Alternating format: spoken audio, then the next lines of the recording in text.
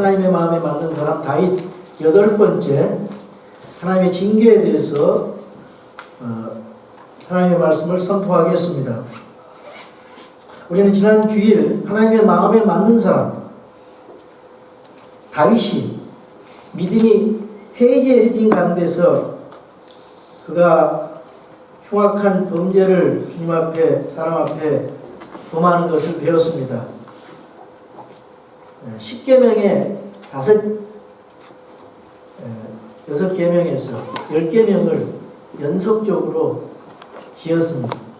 간음과 살인과 도둑질과 거짓말, 그리고 탐욕, 그런 무서운 죄악들을 하나님 앞에 지었습니다.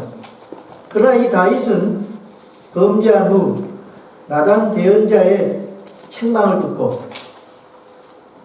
상한 영과 통회하는 마음으로 즉각 하나님 앞에 회개했습니다. 이것이 바로 다윗이 하나님 마음에 맞는 사람이라는 그런 특징입니다.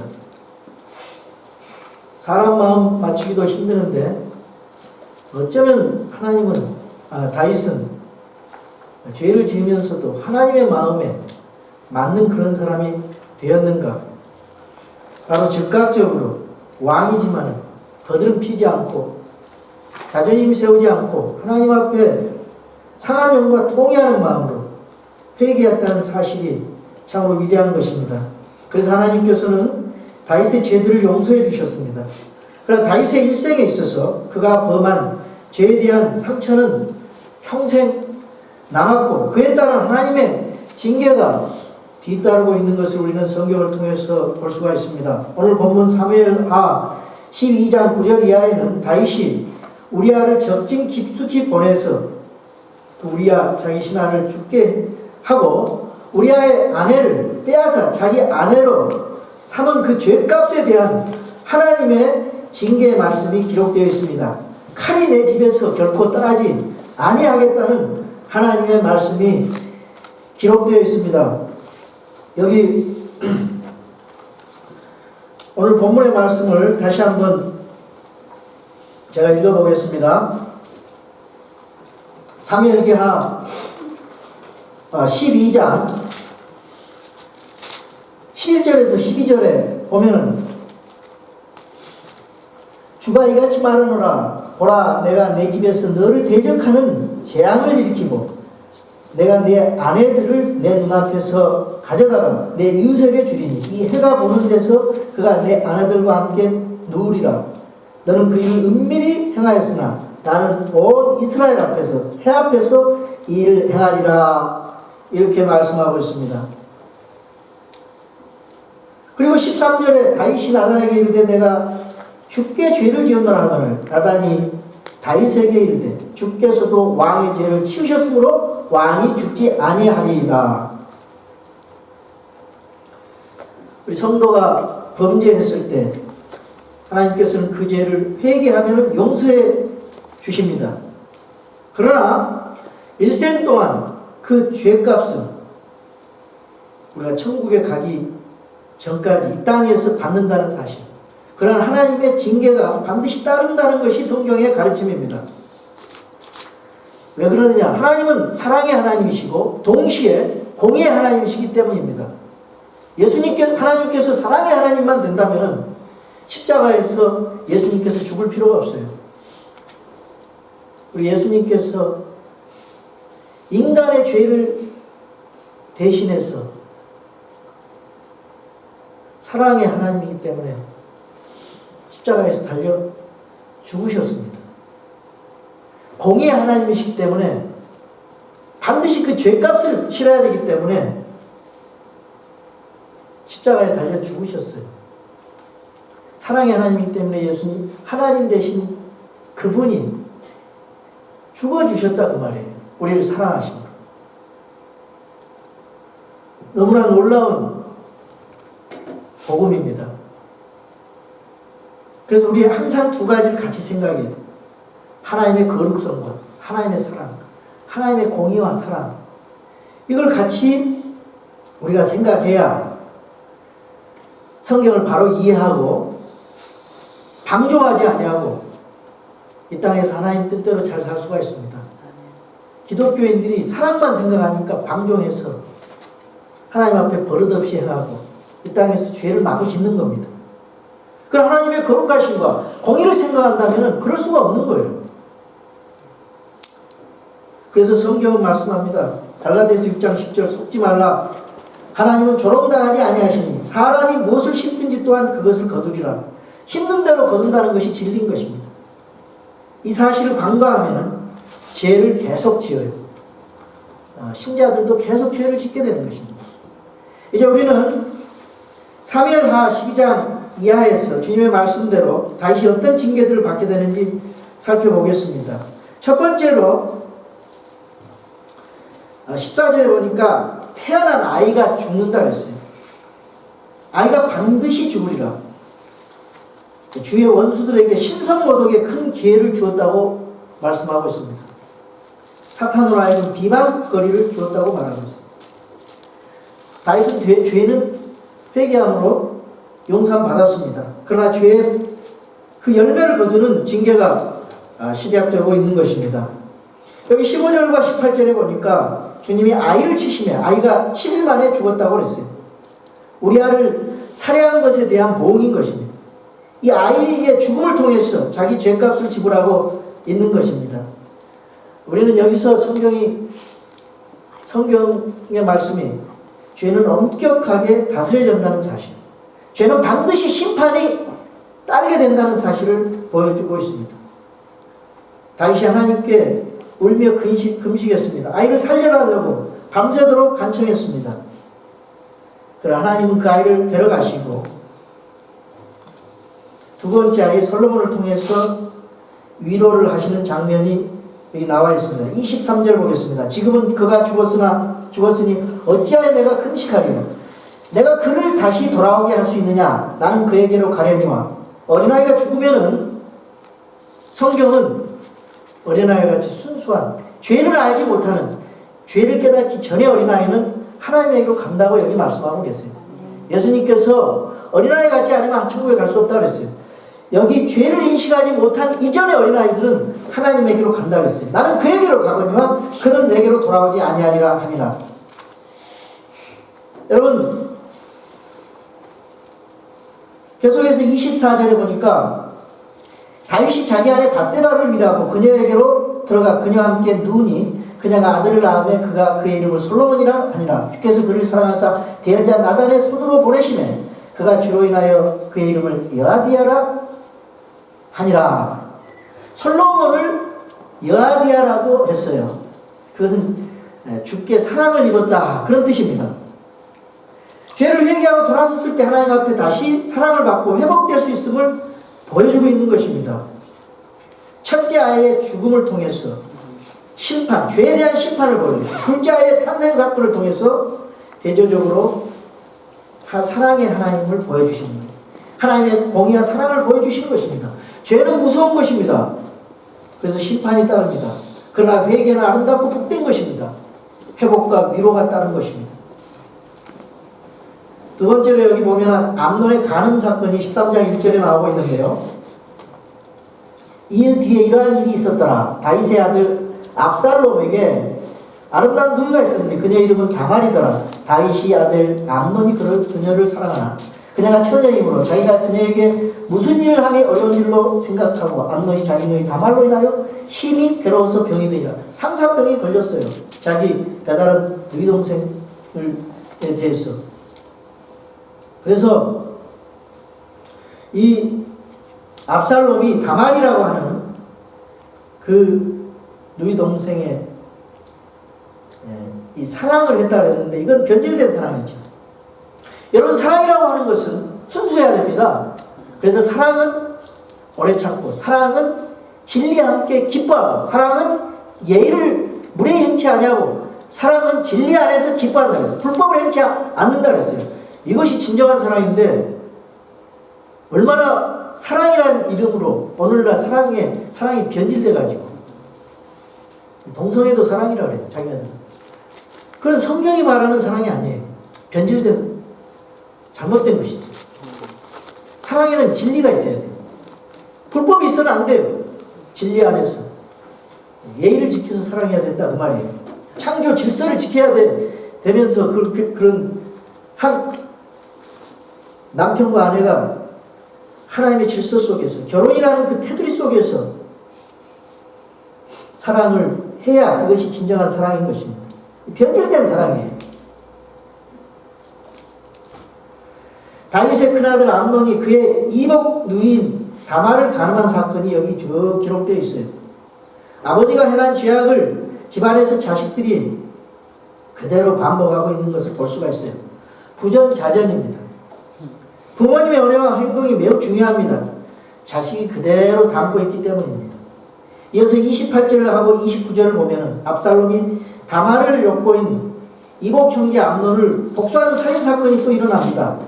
다윗이 우리아를 살해한 일이 아들에게서 재현되고 있습니다. 간음과 살인, 포도주에 취해 있을 때 유인하는 그런 부당한 방법으로 이 살인하고 간음한 것까지 닮았습니다. 다윗도 우리아를 술로 포도주로 유인했습니다. 그래서 살인하고 간음하고 거짓말하고 교란하고 강교함이 이렇게 부전자전으로 재현되고 있는 것입니다. 그리고 세 번째로 어떤 또 일이 일어나고 있습니까? 16장에 보면은요, 신하들의 반역과 저주가 있어요. 그리고 다윗의 아들이 또 반역을 합니다. 다윗의 아들 압살롬이 반역하고 배신을 합니다. 그리고 다윗의 신하 아히도벨이 반역하고 배신하고 있어요. 다윗은 신실한 신하 우리아를 배신했어요. 얼마나 충성스러운 신하입니까? 네, 왕의 그 모의에 걸려서 들어오라 그랬잖아요. 왕궁으로 들어와서 집에 가서 자랑을 해도 나는 전쟁터에 있기 때문에 얼마나 충성스러운 신하예요. 왕의 왕의 집 문 앞에서 떠나지 않고 거기서 잤어요. 다윗은 거기 가서 자기 집에 가서 자라고 하는 이유는 나쁜 의도가 숨어 있어요. 수태를 했다라니까 그것을 자기 자식이 아니고 그 남편의 자식이 우리아의 자식이라고 그걸 뒤집어 씌우기 위한 그런 마음이 있었단 말이에요. 그래서 이런 충성스러운 신하 우리아를 배신하고 죽였어요. 마찬가지로 다윗 왕에 신실했던 신하들은 이제 신실함을 저버리고 왕을 배신하고 반역하는 그리고 저주하는 그런 보응을 받고 있는 것입니다. 그의 16장 이제 20절 21절에 보니까 여기 압살롬과 아히도벨이 모의하면서 또 왕의 첩을 범하는 그런 사건이 이 나단 대언자의 예언대로 그대로 일어나고 있습니다. 그녀의 오라비 압살롬이 그녀에게 이르되 내 오라비 암몬이 16장을 보겠습니다. 16장 20절에서 23절에 보니까 이에 압살롬이 아히도벨에게 이르되 우리가 어떻게 해야 할지 너희 가운데 조언을 내라 하니 아히도벨이 압살롬에게 이르되 왕의 아버지가 집을 지키도록 남겨둔 그의 첩들에게로 들어가소서. 그리하면 왕께서 왕의 아버지가 몹시 싫어하는 자가 된 것을 온 이스라엘이 들으리니 이로써 왕과 함께 있는 모든 사람의 손이 강하게 되리라. 이에 그들이 압살롬을 위하여 집의 꼭대기에 장막을 치니 압살롬이 온 이스라엘 눈앞에서 자기 아버지 첩들에게로 들어가니라. 그 당시 아히도벨이 베푼 조언은 마치 사람이 하나님께서 말씀하시는 곳에서 여쭙는 것과 같았으니 아히도벨의 모든 조언이 다윗에게나 압살롬에게나 이와 같았더라. 이런 엄청난 왕의 침실을 더럽히는 그러한 일들이 압살롬과 아히도벨에 모의하여서 왕의 첩을 범하는 사건이 일어나고 있습니다. 하나님께서 다윗에게 너는 은밀한 가운데 범죄했으나 나는 헤아려서 대낮에 내 죄를 풍모하겠다는 말씀대로 보응받고 있는 것입니다. 또 여기 그 사무엘하 16장 5절에서 8절에 보니까 이 신하의 그 심의가 왕을 저주하는 장면이 나오고 있습니다. 신하들이 왕을 모욕하고 저주하는 그런 비참한 모습까지 이르게 되었습니다. 왕의 체면이 땅에 떨어지고 공개적으로 백성들에게 욕을 당하고 있습니다. 너 피를 흘리는 자여, 너 벨리알의 사람이여, 가거라. 이렇게 하나님의 사람 다윗이 비참한 지경까지 이르렀어요. 범죄로 말미암아. 범죄하면은 여러분 비참해집니다. 범죄하면은요 부끄럽습니다. 그래서 피를 흘리기까지 범죄하지 말라 그랬어요. 사무엘하 16장 9절에서 10절에 보니까 16장 9절에서 10절에 보니까 이 사건에 대해서 다윗이 어떻게 해석을 하는가, 그 다윗의 태도를 보겠습니다. 이에 스루의 아들 아비새가 왕에게 이르되 이 죽은 개가 어찌하여 내 주 왕을 저주하리까? 원컨대 내가 건너가서 그의 머리를 베게 하소서 하니 하매 왕이 이르되 너희 스루의 아들들아 내가 너희와 무슨 상관이 있느냐? 주께서 그에게 다윗을 저주하라 하셨으니 그가 저주하게 하라. 그런즉 누가 이르기를 내가 어찌하여 그리하였느냐 하겠느냐 하고, 이게 계속해서 이제 성경을 읽어보면은요 이 신하에게 모욕을 당하면서도 다윗왕의 그 태도가 믿음의 사람답게 행동을 하는 거예요. 이게 너무나도 감동적입니다. 이게 바로 하나님의 마음에 맞는 사람의 특징인 것입니다. 다윗은 자기가 저주받는 것, 자기가 창피함 당하고 모욕당하는 것이 당연히 하나님의 징계로 인한 것이라고 받아들이고 있습니다. 하나님께서 그를 시켜서 저주하시는데 내가 이 일을 달 수 없다는 그런 뜻입니다. 그러하여금 저주하게 하라. 나는 이렇게 당해도 싸다. 이런 의미인 것입니다. 다윗은 범죄를 행하였음에도 불구하고 역시 하나님의 마음에 맞는 사람이었습니다. 다윗은 잘못과 허물과 문제가 있는 사람이었어요. 완벽한 사람이 아니었습니다. 그러나 하나님이 여전히 사용하시는 하나님의 사람입니다. 다윗은 모든 것을 하나님의 눈으로, 하나님의 시각으로 자기 자신을 보고 있는 것입니다. 다윗의 이러한 태도를 통해서 몇 가지 우리가 깨닫는 교훈이 있습니다. 우리가 범죄하고 회개하고 돌이킬 때 하나님 우리 죄를 용서해 주십니다. 요한일서 1장 9절을 보니까 이거는 신자들에게 하신 말씀입니다. 요한일서 1장 9절, 만약 우리가 우리 죄들을 자백하면 그분께서는 신실하시고 의로사 우리의 죄들을 용서하시며 모든 불의에서 우리를 깨끗하게 하시느니라. 만약 우리가 우리 죄를 짓지 아니하였다고 말하면 우리가 그분을 거짓말하는 분으로 만드느니라. 또한 우리의 말씀이 우리 속에 있지 아니하리라. 분명히 성경은 우리 구원받은 성도가 죄를 짓는다 그 말이에요. 왜 그러냐? 아담의 죄성 때문에, 이 옛사람이 그대로 남아있기 때문에. 3장에 보면은요 또 죄를 짓지 않는다고 했어요. 왜 이게 모순적이 나오고 있습니까? 누구든지 하나님께서 3장 9절에 하나님에게서 난 자는 죄를 범하지 아니하리니 이는 그분의 씨가 그 속에 머물러 있기 때문이라. 그는 하나님에게서 났으므로 죄를 지을 수 없느니라.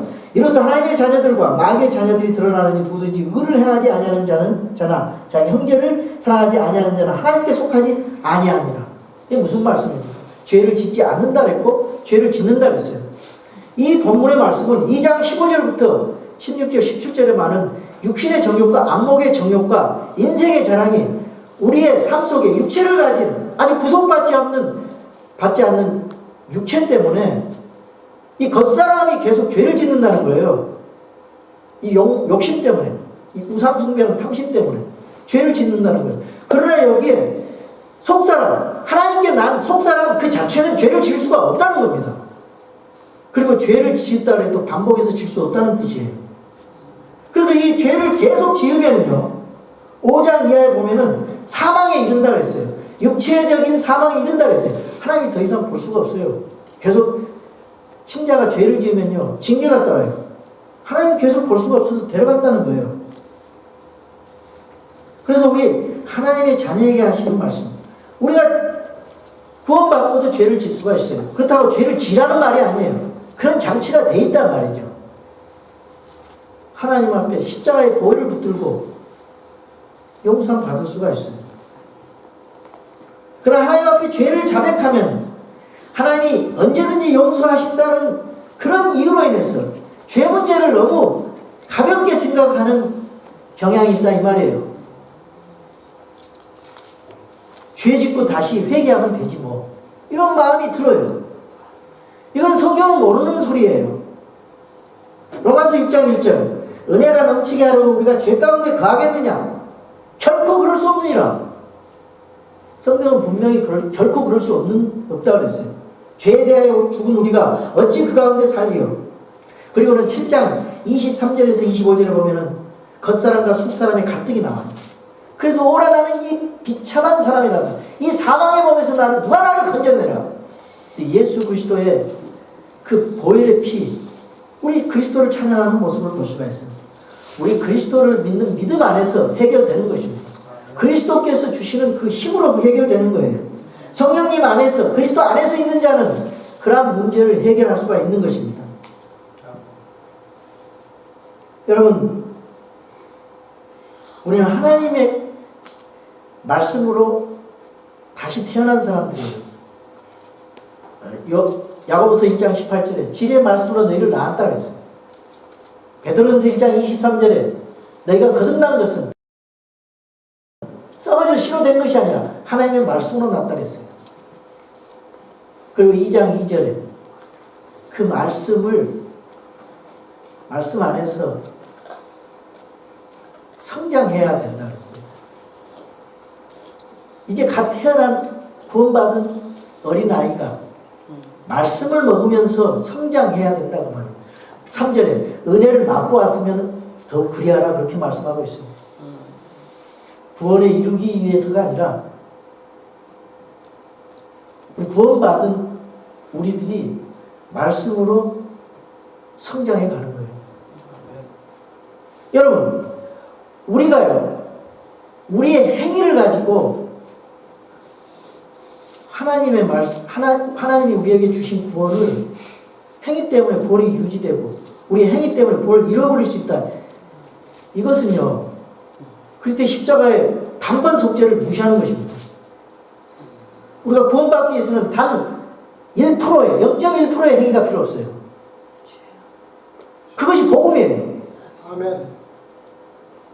그러나 구원받은 다음에는 우리에게 책임이 따릅니다. 그렇기 때문에 우리에게 주신 그 구원을 너무 감사하고 하나님의 은혜가 감격해서 주님을 사랑하는 마음으로 너무나 감사해서 주님을 믿는 마음, 그게 진짜 믿음이에요. 지적, 의지적인, 인격적인 믿음이에요. 그런데 이 하나님의 말씀을 잘못 왜곡해가지고 오늘날 세상이 말이 아니에요. 기독교인들이 하나님 앞에 엄청나게 영광을 돌리지 못하고 영광을 가리우게 됐어요. 우리 성경을 제대로 봐야 돼요. 우리의 선한 행위는요, 떨어진 걸레와 같다 그랬어요. 이거 가지고 갖다 붙였다 뺐다 하면서 구원에 대해서 우리는 전혀 영향 없어요. 우리의 구원은 예수님께서 단번 속죄로 끝내버렸어요. 아멘. 오직 믿음으로. 자, 그러면은 구원받은 다음에 행위는 뭐냐? 이건 자동적으로 나와야 돼요. 아멘. 그게 믿음의 행위예요. 사랑의 수고, 소망의 인내, 주님 오실 때까지 너무나 감사해서, 그러면서도 죄를 지을 수 있습니다. 죄를 지을 수 있어요. 그러나 죄 짓고 또 회개하는 거예요. 그러면서 성화의 과정을 가는 거예요. 믿음 플러스 행해가지고 먼 뒤에 구원을 이루어가는 게 아니라 그 말이에요. 그 얼마만큼까지 우리가 죄를 짓지 않아야 우리가 구원을 잃어버리지 않고 그렇습니까? 여러분, 가나안 땅에서 이스라엘 백성들이 출애굽해가지고 홍해바다를 건넜어요. 이스라엘 백성들은 구원을 받은 사람들이에요. 그 광야를 지나가면서 하나님 말씀에 불순종함으로써 많은 사람이 죽었어요. 가나안 땅이 천국이 아니라 그 말이에요. 왜 가나안 땅이 천국이 아니냐? 가나안 땅은 싸움이 있어요. 그리고 모세도 가나안 땅 못 들어갔어요. 그러면 모세가 가나안 땅에 못 들어갔다면 모세가 천국에 못 들어갔다는 말이 돼요. 그러니까 그렇게 성경을 해석하면 안 된다 그 말이에요. 이 땅에서 많은 어려움의 그런 과정들이 있습니다. 그래서 한 번 받은 구원은 성경은 영원하다고 했어요. 약 200군데 이상의 말씀이 그걸 말하고 있어요. 그런데 구원받은 다음에는 죄를 짓지 않는다, 그런 잘못된 교리들이 난무하니까 이 구원의 영원한 보장이 변질돼 가고 있습니다. 이 문제만 제대로 깨달으면요, 우리 하나님 앞에 말씀에 갈등하면서 우리가 절대로 마음대로 죄 짓고 살 수가 없어요. 왜 그러냐면 징계가 임하기 때문에, 징계가 따르기 때문에. 그래서 우리가 죄 문제를 심각하게 생각해야 됩니다. 죄를 짓지 않도록 성령님의 도우심을 간구하고 힘써야 됩니다. 왜? 죄를 짓고 나면 용서는 받으나 그 상처가 남고 징계가 따르고 보상이 줄어들고 기쁨을 잃어버리고 하나님의 권능을 잃어버리기 때문에 우리는 그렇게 살아야 돼요. 주님이 거룩하니까 우리도 거룩하라고 하신 말씀처럼. 그래서 에베소서 2장 8절에서 9절 말씀에 그런 말씀이 있어요. 2장 8절 9절만 읽으면 안 돼요. 에베소 2장 8절 9절에 보면은 너희가 믿음을 통해서 은혜로 구원을 받았나니 그것은 너희에게서 난 것이 아니요 하나님의 선물이니라. 행위에서 난 것이 아니니 이것은 아무도 자랑하지 못하게 하려니라. 그리고 10절이 굉장히 중요합니다. 우리는 그분의 작품이요 그리스도 예수님 안에서 선한 행위를 하도록 창조된 자들입니다. 하나님께서 그 선한 행위를 미리 정하신 것은 우리가 그 행위 가운데서 걷게 하려 하십니다. 구원받은 사람들은 당연히 이러한 일이 나타나야 된다 이 말이에요. 믿음의 행위가 구원을 받기 위해서가 아니라, 완성시켜서가 아니라.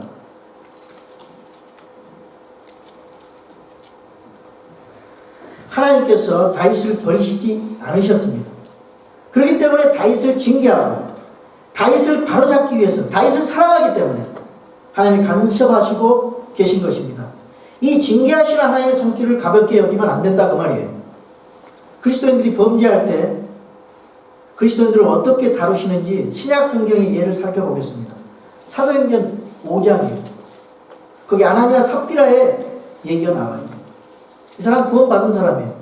근데 성령을 속인 죄로, 거짓말한 죄로 아나니아 삽비라가 죽음을 당합니다. 왜 죽음을 당하냐? 초대교회, 어린 교회, 이 거짓이 정착이 되면 안 되기 때문에 모범을 보여서 일찍 데려가신 거예요. 육체를 멸하신 것입니다. 고린도서 11장 29절 30절입니다. 주의 만찬에 참여할 때 주의 몸을 분별치 못하고 취하고 마시고 모두 그랬어요. 초대교회. 그래서 하나님께서 그 징계를 주시는 장면이 있어요. 여기 28절에 오직 사람이 자기를 살피고 그 뒤에 그 빵을 먹고 그 잔을 마실지니 합당하지 않게 먹고 마시는 자는 주의 몸을 분별하지 못하고 자기를 위하여 정죄를 먹고 마시느니라. 이런 까닭에 너희 가운데 약한 자와 병든 자가 많고 잠자는 자도 많도다. 만일 우리가 우리 자신을 판단하려면 판단을 받지 아니하려니와 우리가 판단을 받으면 우리가 주께 징계를 받았나니 이것은 우리가 세상과 함께 정죄를 받게 하려 함이라. 아니하게 하려 함이라. 그러므로 내 형제들아 너희가 먹으려고 함께 모일 때 서로 기다리라. 만일 누구든지 시장하거든 집에서 먹을지니 이것은 너희가 함께 모여 정죄에 이르지 아니하게 하려 함이라. 남은 일들은 내가 가서 질서 있게 세우리라. 이게 무슨 말씀입니까? 초대교회, 이 초대교회 교회 안에 무질서가 있었어요. 주의 만찬에 무질서가 있어요. 은사에 무질서가 있어요.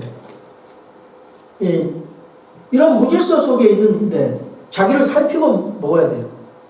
근데 여기 이 포도주를 썼단 말이에요. 포도주를 쓰면 주의 만찬 때 포도주를 쓰면 어떤 문제가 되냐면 하나님께서 주의 만찬을 제정할 때 메테리얼에 대해서 제한을 합니다.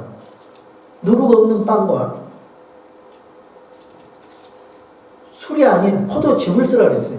그것은 유월절 음식과 똑같아요. 고린도전서 5장에 보면은 예수 그리스도가 유월절 양이라 그랬어요. 어린 양. 그러면 포도주를 쓰면 어떻게 되냐? 예수 그리스도의 피가 죄 있는 피가 된단 말이에요. 그걸 상징해버려요.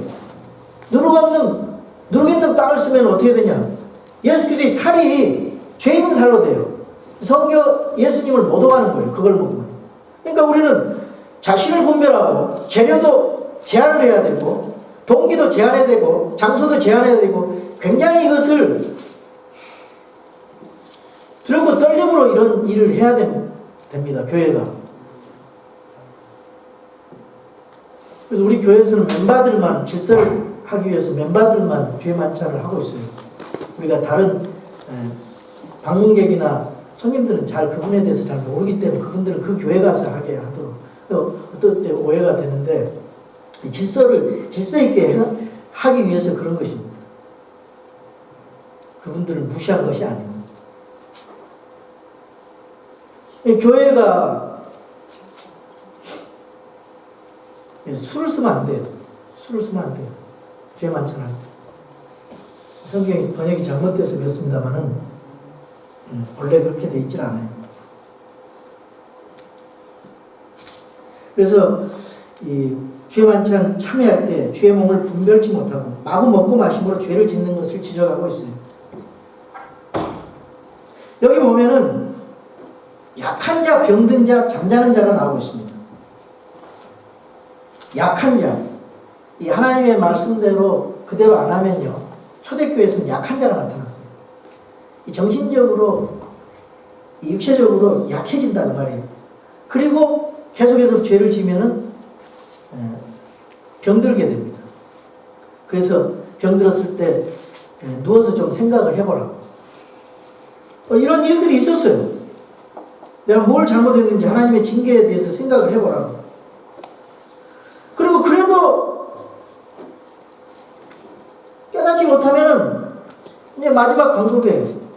잠자는 자. 주님이 일찍 데려가신다 이 말이에요. 주님이 일찍 데려가셔요. 하나님 징계를 통해서. 깨닫지 못하면은 하나님 영광이 안 되니까 너 일찍 와라. 생명을 단축시킨다 그 말이에요.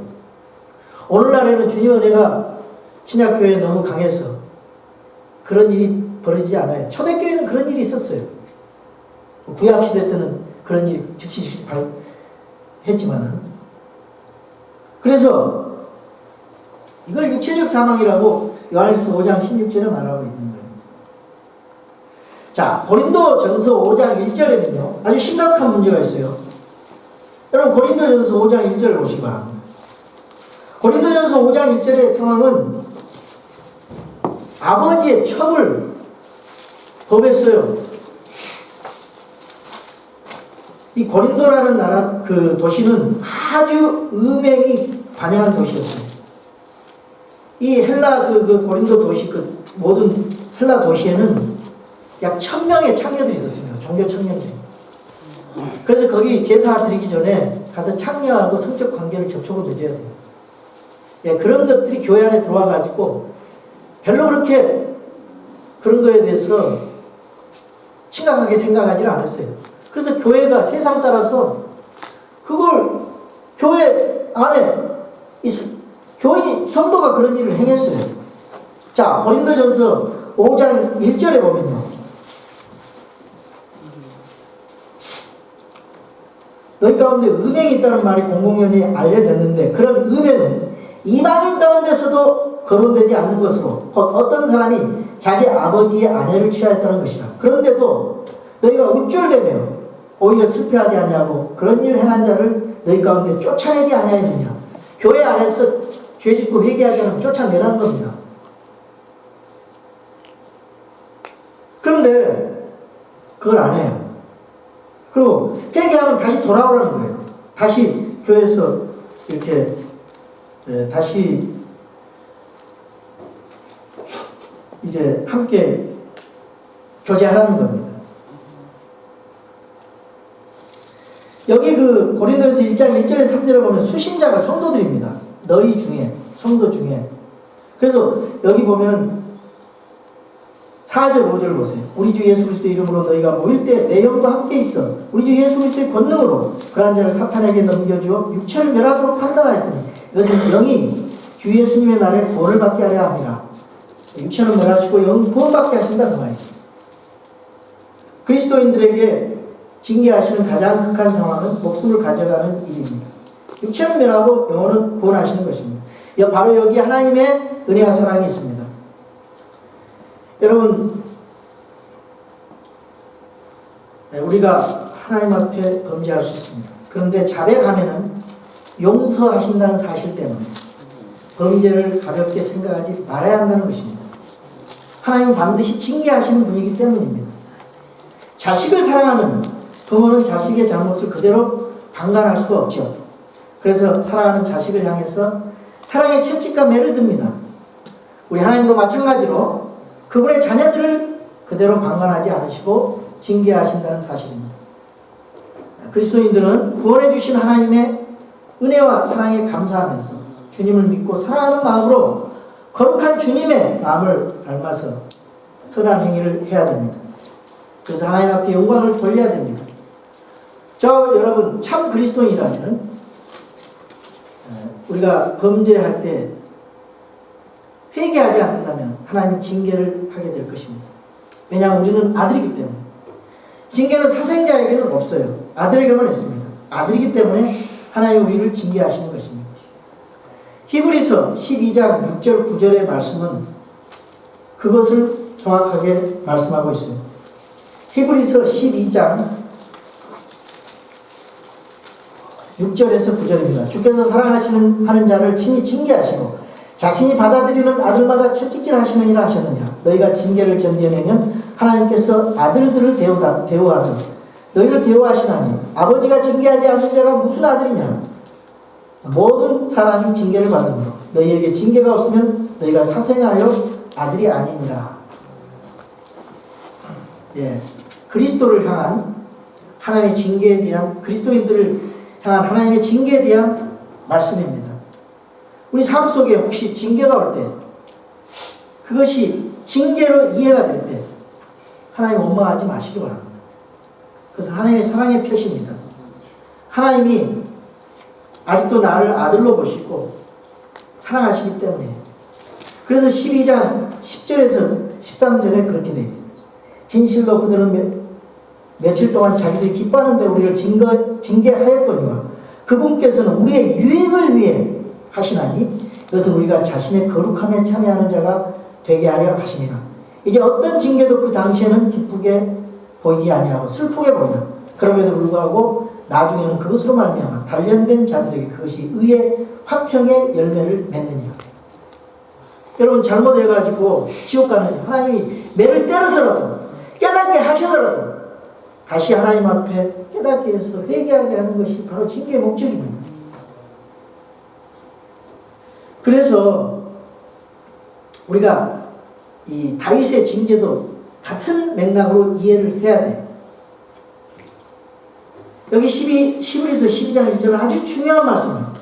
그러므로 증인들이 이렇게 큰 구름을 이루며 또한 우리를 둘러싸고 있으니 모든 무거운 것과 너무 쉽게 우리를 얽어매는 죄를 우리가 떨쳐버리고 인내로 우리 앞에 놓인 경주를 달리며 우리의 믿음의 창시자요 또 완성자이신 예수님을 바라보자. 그분께서는 자기 앞에 놓인 기쁨으로 인해 십자가를 견디사 그 수치를 멸하시더니 이제 하나님의 왕자 오른편에 앉으셨느니라. 죄인들이 자기를 대적하여 이처럼 거역한 것을 견디어내신 분을 깊이 생각할지니 이것은 너희가 너희 생각 속에서 지치고 기진하지 아니하게 하려 합니다. 우리 주님이 그러한 것을 다 체험하셨어요. 우리의 마음을 다 알고 계시고 이해하고 계십니다. 4절이 중요합니다. 너희가 죄와 싸우되 아직 피 흘리기까지 대하지는 아니하였다. 여러분이 진짜 예수님을 믿고 구원받은 사람이라면 이런 마음이 자동적으로 들어와야 돼요. 그래서 주님 앞에 기쁨으로, 주님 앞에 감사함으로, 주님을 사랑하는 마음으로 우리 하나님 앞에 거룩한 삶을 사는 것입니다. 그러기 위해서는 우리 성령님의 도우심이 필요해요. 그러기 위해서는 구원받은 갓난아이가 성장하기 위해서는 하나님의 말씀이 필요해요. 하나님의 말씀에 갈증을 가지고 갈급함을 가지고 하나님 말씀을 이루어야 됩니다. 암송해야 됩니다. 묵상해야 됩니다. 하나님 말씀을 실천해야 됩니다. 순종해야 됩니다. 체질화돼야 돼요. 하나님 말씀에. 그래야 세상 조리에 왔다 갔다 하지 않아요. 정확히 믿음의 닻을 하나님 말씀에 내리시기 바랍니다. 그때 하나님께서 평안하게, 성령님께서 아주 평안하게 함께 하실 수 있어요. 함께 도와주신다 그 말이에요. 위로해 주셔요. 성령님의 사역이 이 보존된 성경 안에서 아주 편안하게 역사하세요. 그래서 하나님 앞에 그리스도인으로서 온전한 사람으로 드려지게 되는 것입니다. 여러분, 우리는 하나님의 본성에 참여하는 그리스도인들로서 죄악된 삶을 버리고 거룩한 주님이 주시는 그런 삶을 살아가야 됩니다. 죄를 지면 반드시 회개하십시오. 근데 죄를 짓기 전에 생각하셔야 돼요. 징계가 따른다는 것. 여러분의 선한 행위가 보상이 따른다는 것도 생각하시기 바랍니다. 고린도서 3장 10절에서 16절에 보니까 우리가 구원받고 나무와 지푸라기가 이런 걸로 지은 것은 불타버린다는 것입니다. 금과 은과 보석으로 지으라는 거예요. 하나님 말씀으로. 그래야 부끄러운 구원을 이렇게 나무로 짓는 것은 부끄러운 구원이란 말이에요. 불 가운데 구원 받는 거란 말이에요. 여러분, 목욕탕에 목욕하고 있는데 불이 나버렸어요. 그러면 빨가벗고 밖으로 도망쳐야 됩니다. 그런 것처럼 불 가운데 구원받는다 이거예요. 그러나 하나님께서 우리에게 무엇을 요구하십니까? 우리에게 보상을 주시고자 싶어 하십니다. 하나님은. 그래서 고린도전서 9장 24절에서 27절에 그런 말씀을 하고 있어요. 제가 보고 읽고 마치겠습니다. 경주할 때 달리는 자들이 다 달릴지라도 한 사람이 상을 받는 줄을 너희가 알지 못하느냐. 너희도 상을 받도록 그와 같이 달리라. 이기려고 애쓰는 자마다 모든 일에 절제하나니. 여러분, 욕망을 절제해야 됩니다. 탐심을 절제해야 돼요. 그래야 썩지 않은 멸류관을 받아요. 이기려고 애쓰는 자마다 모든 일에 절제해야 돼요. 운동선수들이 얼마나 절제합니까? 먹을 거 못 먹고 체중 조절하는 거. 그래야 메달 따잖아요. 믿음 생활도 똑같습니다. 절제해야 돼요. 그들은 썩을 관을 얻고자 그 일을 하는데 우리는 썩지 아니할 관을 얻고자 합니다. 그러므로 내가 이와 같이 달리되 정해진 것이 없는 것처럼 하지 아니하고 또 이와 같이 싸우되 허공을 치는 자같이 하지 아니하며 오직 내가 내 몸을 억제하여 복종시키면 내가 다른 사람들에게 복음을 선포한 뒤에 어떤 방법으로든 내 자신이 버림받은 자가 되지 않게 하라 함이라. 사도 바울이 가정법으로 버림받는다는 것은 구원을 잃는다는 말이 아니에요. 사도로서 사용되지 않는다는 것에 대한 표현인 것입니다. 사역자로서, 하나님의 사역자로서 버림받은 것. 그래서 우리는 이기려고 하는 자마다 모든 일에서 절제하는 것처럼 우리가 절제하면서 죄짓지 말아야 돼요. 진짜 죄짓지 말아야 돼요. 성도가 죄지면은요, 이거 굉장히 영향이 큽니다. 교회 지체가 죄를 지면은 교회 전체적으로 영향이 커요. 누룩처럼 번집니다. 사회에도 영향을 줘요. 믿지 않는 사람들에게도. 하나님께도 영향을 줘요. 하나님이 슬퍼하시고 성령님이 슬퍼하시고 하나님 영광이 안 되는 것입니다. 그래서 우리가 예수 그리스도 머리 대신 예수 그리스도의 몸으로서 우리 지체로서 예수 그리스도의 머리 대신 예수님을 닮아가야 돼요. 주님의 마음을 닮고 주님의 생각을 닮고 주님의 걸어가는 길을 닮아가야 돼요. 그래서 예수님의 생각을 해야 됩니다. 예수님의 마음으로 해야 돼요. 주님의 이름을 위해서, 주님의 영광을 위해서 우리가 살아가야 돼요.